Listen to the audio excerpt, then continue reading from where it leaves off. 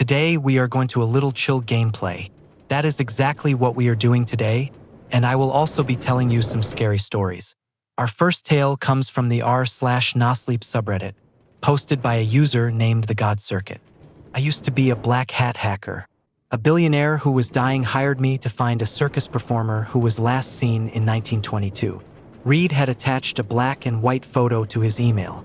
The photo showed a very tall person with feathered wings standing on a stage in a circus tent. The audience around him looked very upset. I carefully checked the photo to see if it had been edited, but I found no signs of it. The person was tied to the stage floor with straps. He was so thin that his ribs were clearly showing through his skin. Reed told me this person vanished in 1922, and I need help to find out what happened to him. Reed was a huge name in cloud data worth about $3 billion. News reports said he had recently been told he had terminal liver cancer. I wondered if he was still thinking clearly. I called the phone number in his email signature. His assistant answered and set up a meeting for Reed and me later that week. I met Reed at his downtown office. He was sitting at his desk but stood up to shake my hand. He looked sick, very thin, and weak. All his hair was gone. Still, his handshake was strong, and he still had his usual confidence and salesman smile. "The famous Red Puma," he said. "I just go by Vadim now. How did they catch you?" I have always been curious about that. The FBI put a tracking tool inside a server I had broken into. When I triggered it, it showed them my IP address. Did the FBI know you were coming? I always guessed they did. But so far, I have not been able to find out who told them. My partner, Alexei, served 2 years in federal prison. I served 15. Now, I only do legal hacking work. Reed coughed into a handkerchief. Then he sat back down at his desk and turned his computer screen toward me. On the screen was an old newspaper clipping from the Bismarck Tribune, dated October 1922. "The performer whose picture I sent you was known as Shazakil," Reed explained. "He was part of a traveling group called Marchetti's Palace of Wonders. The circus owner, Ignacio, claimed that Shazakil was one of the watchers mentioned in the Book of Enoch." What exactly is the Book of Enoch? It is an old religious book that talks about a group of angels who left heaven to live with human women. The women who became pregnant had monster children called Nephilim. Reed scrolled through the newspaper article. It listed the different performers: a sword swallower, a strong man, a fortune teller with white eyes, and then Shazakil, the angel. It was the exact same picture I had seen before. Shazakil was one of the circus's main draws, Reed told me.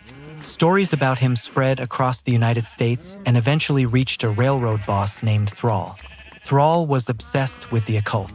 He also believed in Hermeticism, trying to change the spiritual world to control the physical world.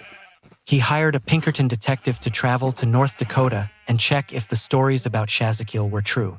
The detective went to North Dakota but never came back to Thrall. The Pinkerton agency sent several more detectives to North Dakota to look for their missing worker, but they could not find him. However, they did find out that Shazakil had also disappeared. And no one ever found out what happened to them? That is where the story gets even stranger. In the late 1980s, this picture showed up on a conspiracy forum on a bulletin board system. It shows an angelic being lying on an operating table inside a special medical lab. Reed opened the image. The angelic figure looked a lot like Shazakil. His head was shaved, his wings looked cut or damaged, and his skin had many surgery cuts on it. I have seen very bad pictures on the dark web that would need long therapy for most people. Cartel killings, terrible accidents, abuse networks. I have learned to look at horrible pictures as just data, separating facts from the pain shown. But this picture of Shazakil made me feel sick to my stomach.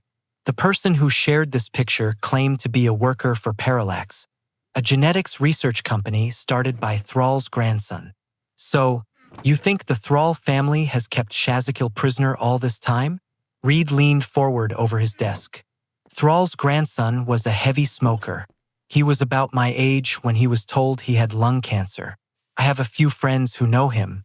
They say he managed to cure his cancer. They also say he stopped aging.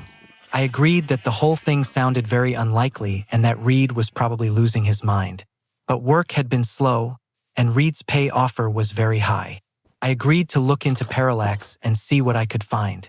Over the next 3 days, I looked through old posts on Reddit and 4chan, read older online forums like Godlike Productions and Lunatic Outpost, and browse Tor-based sites like Dread and Dark Forums. Inside an old Usenet thread on alt.conspiracy, a person calling themselves Null Sequence said they were responsible for posting the Parallax Angel picture first. Their email address was nullsequence@netcom.com. I took a risk and tried to send an email to that address. "Did you take this picture?" I asked, attaching a copy of it. I had almost given up on getting a reply when, 2 weeks later, I got a message inviting me to join a Signal group chat. I accepted the invite. "Who are you?" they asked. "My name is Vadim. I am a private investigator. I have been hired to look into the Parallax Angels experiment. Send a photo of your face along with your driver's license." I did not want to give copies of my ID to strangers, but I had run out of other options. I needed to find out what they were doing. I could always get a new driver's license if I had to. I sent the requested photo. An hour later, they started a phone call. A female voice said, "You do not work for Parallax, do you?" "Just helping someone they wronged. They have wronged a lot of people." "How long ago did you work for them?" "I did not. My father, Jose, did. He worked at Parallax from 1986 until his death was found in his apartment on June 5, 1992. "How did he die?" "The police said it was a heroin overdose, but he never used heroin in his life. He hated drugs.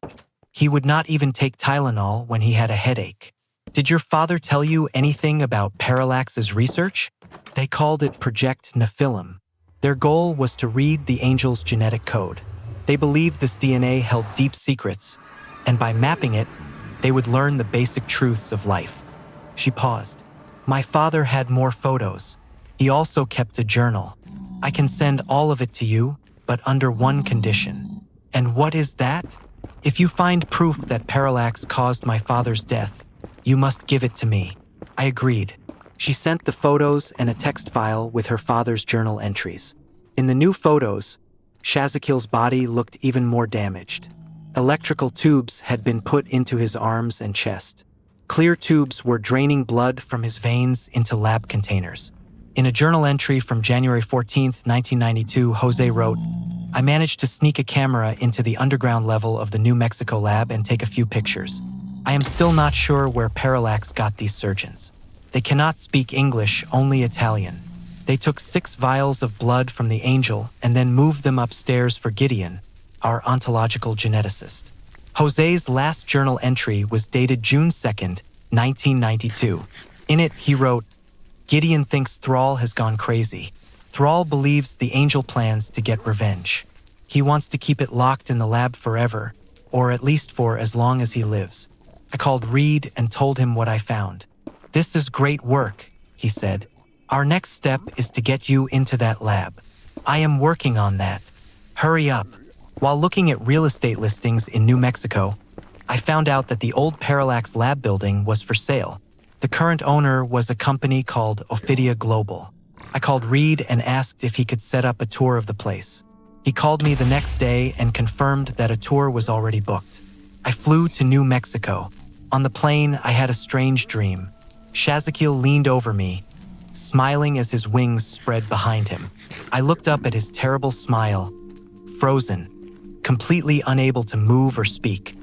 He touched the sides of my face with his long, thin fingers. "I am waiting for you, Vadim," he said. I woke up suddenly as the plane landed, my body covered in sweat. I took a taxi to my hotel. I spent the rest of the night looking closely at pictures of the old lab, trying to figure out where Thrall might have hidden Shazakil. The next morning, I met the real estate agent, Katie, at the building. She looked like a normal suburban mom with curly blonde hair. She wore a black jacket. She shook my hand and asked how long I had worked for Reed. "About 2 years," I said. "What does he plan to do with this New Mexico property?" "I am sorry, I cannot share any specific details. Reed wants to keep this project completely private." She nodded and then led me inside the old Parallax lab. The first floor had many cubicle walls. The floor was covered in gray carpet. The windows had gray blinds. "It really is a great building," she said. "Lots of space, lots of potential." "Has the building been empty since Parallax closed?" "Yes, Ophidia Global just bought it, but they have not found a buyer yet. The building has been on the market for a while, hasn't it?" "Unfortunately, there were rumors going around that this building is haunted." She walked me past the cubicles. "The building is still in great shape though," she said. "The owners hire cleaners every 2 weeks. They have kept the place very clean." "Could I see the basement?" "I am not allowed to take people down there." "Why not?" "The cleaning crews do not go down there as often. I really need to check it out. Reed will need space to put his server racks." "I guess I can let you take a quick look." She took me to the lower level and turned on the lights. Fluorescent tubes cast a weak light down the concrete hall. "The boiler room is on your right," she told me. "Next to it is a storage area that might work for servers or whatever else Reed needs to store." At the end of the hall, I saw a metal door. "Where does that door go?" "I do not know. I would have to ask the thralls." I tried to open the door, but it was locked tight. The handle felt strangely warm. I felt dizzy and found myself kneeling in front of the door. The room started to spin, and my vision blurred. For a second, I saw Shazakiel sitting in a cage inside a circus tent. A man in a suit and hat stood next to him. "Ignacio keeps the keys under his pillow," Shazakiel said. "He drank a whole bottle of rum tonight. Just reach under his pillow and get the keys. He will stay asleep. And if I free you, do you promise to come back to California with me? There is no other place I would rather be." Shazakiel's lips stretched into a smile. Katie put her hand on my shoulder. "Are you okay?" "I am fine. Sorry, I just got dizzy for a moment. It is the air down here. It is very dusty. We should go back upstairs." I agreed. I followed her back up. "So, what do you think?" she asked. "The building has a lot of potential, but I need to talk to Mr. Reed before I can give a final answer. Of course, as soon as you do, please let me know his thoughts." We shook hands and said goodbye. After that, I went back to the city and rented a cargo van. I drove around the area and bought all the tools I needed: bolt cutters, a strong flashlight, a 20-volt drill, and a large set of tungsten carbide drill bits. I went back to the lab at midnight. I turned off the building's alarm, got inside through the main door, and then went back to the basement where I started drilling out the lock on the metal door. The first drill bit broke after only 4 minutes. I looked over my shoulder, unable to shake the feeling that someone was watching me. I put in the second drill bit and kept drilling. Hot metal shavings flew onto my hands, but I ignored the pain. The drill hit the security pins and slipped sideways, but I held on tight and pushed harder. Sweat ran down my face. A dull pain spread through my forearms. The second drill bit wore out, and I put in the third. The third drill bit finally broke the lock. Behind the door, concrete stairs went down into the deeper levels. I looked around again, then turned on my flashlight and followed the stairs down. I stepped into a lab area filled with metal tables, overturned chairs, and broken computer screens. Surgery tools were scattered on the floor. The counters were covered in old syringes. In the next room, I heard a low moan. "Hello!" I yelled, but no one answered. I walked through the lab and entered the next room. A huge shadow stretched across the far wall. I raised my flashlight. I almost dropped it in shock when I saw him. Shazakiel. His arms were stretched out. His legs held together like he was crucified. I thought I had prepared myself enough for this sight. I had told myself I would not react, but my brain could not handle the reality of seeing him. My knees gave out. The longer I stared at him, the more horrible it looked. His body was built into the wall. His hands, feet, and shoulders were pinned to the wall with steel bolts. Thousands of wires went into every part of his body. Some were thin, while others were thick cables. The wires connected his body to boxes on the walls. What was left of his wings stuck out behind him. Most of the feathers had been pulled out. Between the remaining feathers, the veins in the wing skin pulsed. He slowly lifted his head and looked at me. Another memory hit my mind. Thrall's grandson, kneeling on the floor, crying. "What have you done to me?" Shazakil's voice came from the wall. "I have given you everything you ever wanted. You have cursed me." Shazakil's voice pulled me out of my memory. "You found me, Vadim." He was smiling now, the same smile from my dream. "Are you in pain?" I asked. "I have suffered worse. Now, will you save me? Will you take me to Reed?" "How do you know about Reed?" "I know everything that happens after. Everything Reed wants from me." "But what do you want, Vadim?" "I want nothing from you. You want to know who betrayed you. I will tell you if you free me. I promise I will not hurt you." So I was betrayed. I suspected that. I have always wanted the name, always wanted the truth. I took out the bolt cutters and cut the steel bolts. Shazakil stepped away from the wall. The wires stretched tight and then started to break. Shazakil leaned forward, bringing his face close to mine. "It was Alexei," he told me. Of course, it had always been obvious. He made the mistake, not me. He must have hacked that crypto exchange despite my warnings. And then he got caught just like I told him he would. To get himself out, he traded my freedom for his. All the tears, all the times he visited me in prison, trying to cheer me up. I laughed. I would make sure he paid for it. Before I died, I would make sure he suffered as much as I did. Shazakil lifted me off the ground. "What are you doing?" I yelled. His mouth opened wide. His jaw cracked with a sickening sound. Then the bottom half dropped to his chest.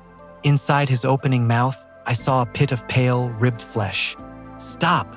He swallowed me whole like a snake eating its food. Darkness covered my vision. Sharp pains shot through my shoulder blades. The pain spread down my spine. My veins moved like worms under my skin. I started bleeding heavily from every opening. Soon, my clothes were soaked in blood. Over and over, my veins emptied, only to fill with fresh blood again. I screamed in pain, begging Shazakil to stop the torture. I do not know how long this lasted, whether it was hours or days. I woke up lying on the floor. Black blood dripped from my mouth. My clothes were also soaked in black blood. My whole body ached. Shazakil stood over me, the same dark fluid leaking from his lips. "What did you do to me?" I asked.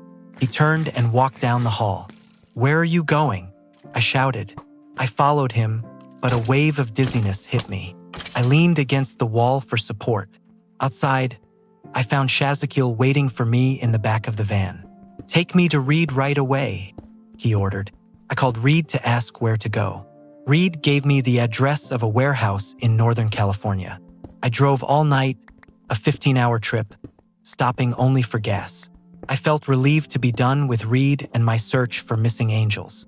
I went back to working on other projects, but then the changes started, slowly at first.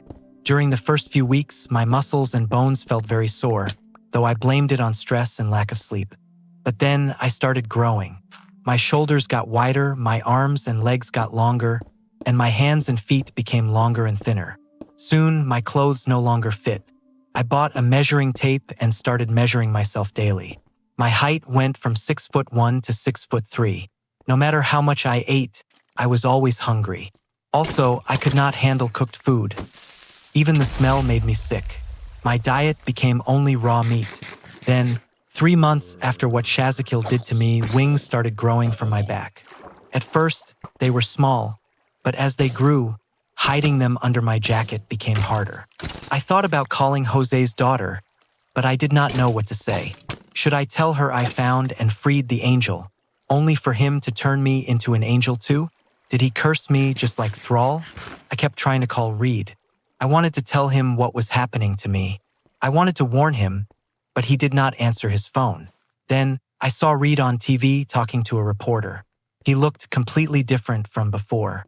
He now looked healthy and strong. All his hair had grown back. He told the reporter he was starting a new genetics research company. He had become very interested in gene editing tools like CRISPR. He planned to use his huge fortune to fund research aimed at unlocking the full power of human DNA. He would, basically, continue Thrall's work with Project Nephilim. I went to the bathroom and took off my shirt. I barely recognized myself in the mirror. My ribs stuck out through my skin.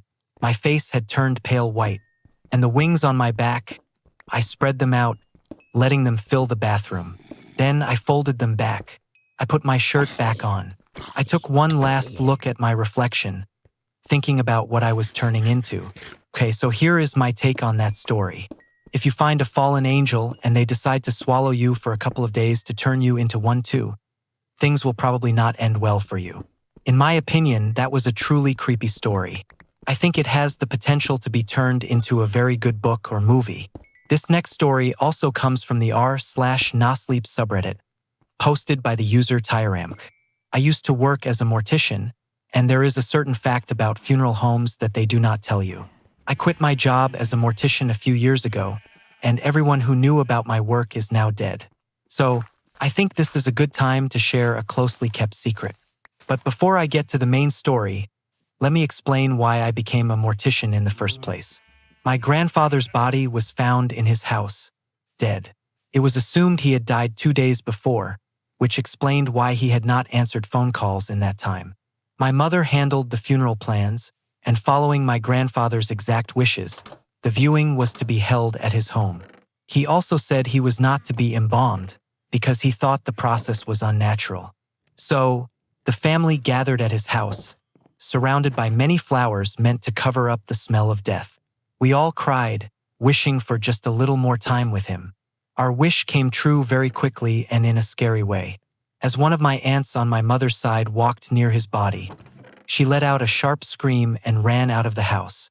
When we all looked toward where my grandfather was lying, he was pushing himself up. His eyes were unfocused, completely calm about the chaos his waking had caused. Doctors thought he might be a very rare case of Lazarus syndrome. Beyond that, no other explanation made sense. His time alive after this was short. He would eat, sleep, and sometimes give a faint smile, but he never spoke another word. It was as if my grandfather had lost everything that made him who he was. By the time he died again, my mother had ignored his earlier wishes and had him embalmed. Some family members joked about attaching a bell to his grave, just in case he woke up again. But I am not sure how much of that was actually meant to be funny. His first and final death sparked a deep curiosity in me about what exists after life. Is there a world after death? Do we come back in another life? Or do we just rot into nothing? All the religious talk about it never interested me, but the process of dying and what happens to the body after caught my attention. The number of people who quit being funeral directors is very high, so I felt very proud when I got my bachelor's degree and quickly got an internship. I was completely naive. I wrongly thought I was better than those people who left the job as soon as they understood that a dead human is more than just dead flesh. Now, I realized they were the smart ones for leaving and finding any other job in the world. At the start of my training, there were 6 of us. We were given some of the worst cases on purpose, as a way to weed out the weaker candidates. I almost quit when I had to rebuild the face of a 3-year-old girl who had been stabbed many times by her father. Her mother, despite the state of the body, chose a closed casket service, but she thanked us for our work in making her child's face look whole again. By the end of our first training year, only 2 of us were left. The funeral director called us into his office, saying we needed to talk. Congratulations on finishing your first year of training. Funeral director Nave showed an emotion that was far from happy. Thank you, Gia and I said at the same time. He did not even look at us, instead reading through some papers and files. We just sat there, not knowing what else to do besides looking at each other. From outside the office, we could hear the squeak of a rolling bed as a new body was being moved to the cold storage units. I hoped Nave would let us leave soon. His office made me feel more nervous than trying to figure out which body part goes where after a bad wood chipper accident. I need both of you to stay overnight. Get everything ready. Today, you will learn why people quit this line of work. Now, leave. Nave sent us out, handing us some papers. And please make sure all documents are properly signed. Gia and I got ourselves the best drink, coffee, to keep us awake for the long night. The paperwork made no sense, mostly full of legal talk about death and the need to keep things secret. Whatever happened that night was not to be told to anyone outside our workplace. What could be so bad that we have to sign so many secrecy forms? Gia asked. I have no idea, but I swear I just signed away my soul to the company. I joked. You still had one? Gia laughed. We finished our coffee and went back to the preparation room. Our joking stopped suddenly when we saw Nave standing in front of 4 dead bodies, waiting for us. He took the papers from us, his face getting much more serious when he saw we were not backing down. This is your last chance to quit. There is no shame in leaving. Nave looked straight at us. I am staying, I said. My voice shook, but I tried to sound firm. Me too, Gia said, her voice also trembling. He looked at us with clear sadness in his eyes. Looking back, I really wish I had taken that chance to leave. But my pride made me stay, trying to prove a point that did not matter. Diana, take the 2 bodies on your right. Gia, take the 2 on your left, Nave ordered. We quickly moved to our spots, a bit confused by the order to work on 2 people at once. Their case files and all the cleaning tools were also missing. Gia and I gave each other confused looks. Now check their pulses, Nave ordered. What? I asked, totally confused. Please do as I ask, and once you have done it, come back to me. We will talk, Nave said, sitting in an empty chair facing the dead bodies. Gia and I looked at each other and reluctantly followed his orders. I grabbed the wrist of a thin woman who looked to be in her 30s. A shiver went through me as the coldness of death touched my warm fingers. I was very careful not to scrape the skin as I pressed down to feel for a heartbeat, and there was none. A sigh of relief, which I did not know I was holding, escaped me. For the next body, I pressed on his neck to feel for a pulse, since both his wrists had cuts from what looked like a knife. As I pressed down on his neck, I briefly felt what seemed like a pulse. I jumped back, fully knowing that was impossible.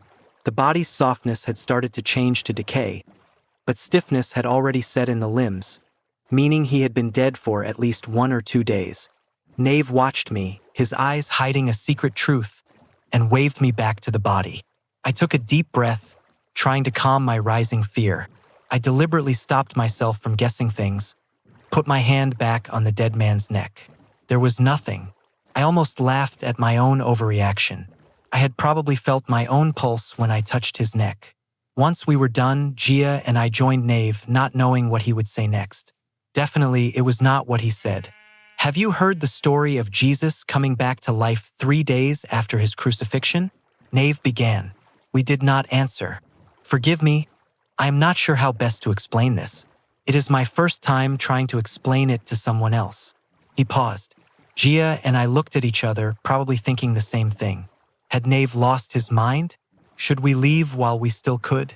Diana, Gia, tonight might be either a very eventful night or a very boring one. Let us really hope for the boring one, and that you will just conclude I have lost my mind. Nave gave a dry laugh. The hours passed and we just sat there. Every so often, I checked my phone, doing what I called doom scrolling. Gia made a fresh pot of coffee for us, trying to keep sleep away from our eyes. The heavy silence started to bother me, but when I tried to put in my earphones, Nave signaled for me to take them out. Then a sound came. Was that a groan? I looked at the bodies in front of us, then at Nave. Nave's eyes were fixed tightly on the dead bodies. His eyes moved from one body to the next. I shook, completely confused about what was happening. And then, another groan. Nave reached under his chair into a hidden bag. He handed a knife to each of us, keeping one for himself. Why do we? Gia started, her voice fading. The man whose pulse I thought I felt earlier that night was now sitting up. He stared straight ahead, not looking at us but looking at something else. I had seen this scene before many years ago with my grandfather. My bladder was about to fail me at that exact moment. This could not possibly be happening. You two stabbed that man in the heart, Nave ordered. I will not kill him, I protested. Why is he alive? Gia cried. He is not alive, or at least not in the way you are thinking right now. Now, put him to rest. Nave's voice shook as he tried to stay calm. I am not sure why I trusted him, but I started walking toward the man I knew had been dead just hours before. As I got closer, the man's eyes met mine, and he gave the tiniest smile. Then he went back to staring blankly at whatever held his attention, completely ignoring me. Gia tried to step forward, but a wave of nausea hit her, and she ran to the nearest trash can to throw up. In all the time I had known Gia, she had never thrown up. She could easily eat a meal next to a fully exposed dead body. My hands shook as I tried to hold a knife over where his heart should be. My own stomach turned badly, urging me to run to the nearest trash can. Instead, I pushed the feeling down, trying to ignore the bad taste in my mouth. I breathed deeply, steadying my hands, ready to push the blade into his heart. As the first layer of skin was cut, the man suddenly turned his head toward me with impossible speed and grabbed my arm. I screamed, struggling to pull my arm free. As his face twisted into anger, he tried to bite my arm, but I pushed his head away with my free hand. Gia and Nave rushed toward me. Gia tried to pull my arm out of his grip. I yelled, begging the dead man to let go. Nave, with great skill, moved the blade between the three tangled bodies and drove it straight into the man's heart. The man let go of my arm and slowly fell back onto the rolling bed, leaving a terrible trail of blood behind him. I am very sorry for this experience, but there was no other way. If I had tried to explain it, you would not have believed me, Nave started to say. After this event, I admit I am not sure why I stayed. Nave explained that some people do indeed wake up on the third day, and if Jesus was a real historical figure, then that is probably what happened to him too. Some came back with a sense of peace, while others showed immediate violence. One thing was sure, they were permanently changed from who they were before. The best ways to stop them from waking up were cold storage and embalming. Our job was to stop the dead from returning, not to prepare their bodies for family viewings. We were given a choice: keep working here or quit. Help finding other jobs would be given if we chose to leave. The only rule was that we could never talk about what happened that night. This secret knowledge was only for other morticians, and it was best to keep it that way. We both chose to stay. As deeply scared as I was by what happened, an even stronger dark curiosity now owned me.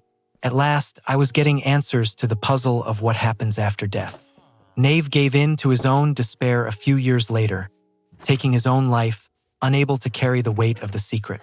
I took over his duties and started training new morticians. Gia was tragically killed by the husband of a woman who claimed Gia had killed her when she woke up. And so here I am, no longer actively working in the field, but forever carrying this knowledge. I have watched loved ones pass away and have made sure they stayed gone. Do what you want with this information, but I give you this serious warning.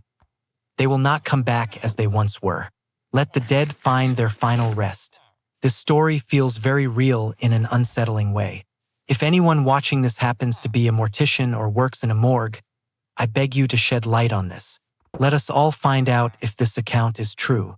In any case, these are all the Minecraft and scary Reddit stories I have for you today. If you enjoyed the video, please give it a like and subscribe. If not, I do not know what to say. Thank you for watching.